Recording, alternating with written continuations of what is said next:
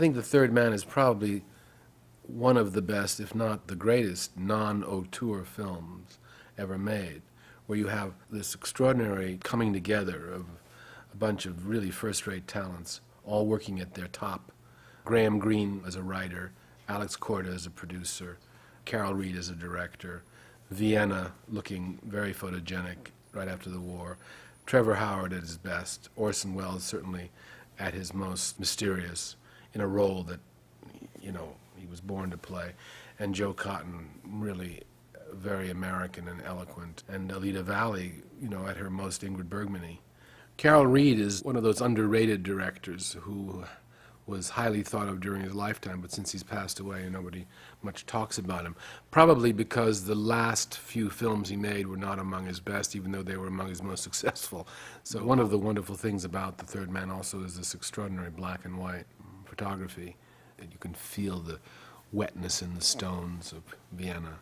You know, Orson used to refer to black and white as the actor's friend. And I said, why do you say that? He said, well, he says, you know, every performance is better in black and white. Name me a great performance in color, I defy you.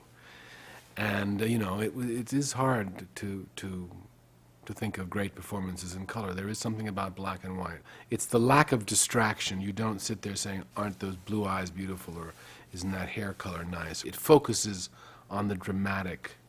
I once said to Orson Welles, my God, that role of Harry لايم, you're so great in that picture. And he said, well, he said, that's the part. It's the greatest star part ever written. Well, you know what a star part is. He says, that's where they talk about you for an hour and then you appear. He said, I did it on the stage, one called Mr. Wu. Everybody for the first 45 minutes of the play says, you know, but what will happen when Mr. Wu gets here? And yes, but what will Mr. Wu say about this? And wait till we find out what Mr. Wu thinks and all that. And he says, and everybody boils around the stage, as Orson said, for about almost an hour, talking about Mr. Wu. And then just at the end of the first act, way in the distance on the stage, crossing a bridge, comes the small figure of Mr. Wu.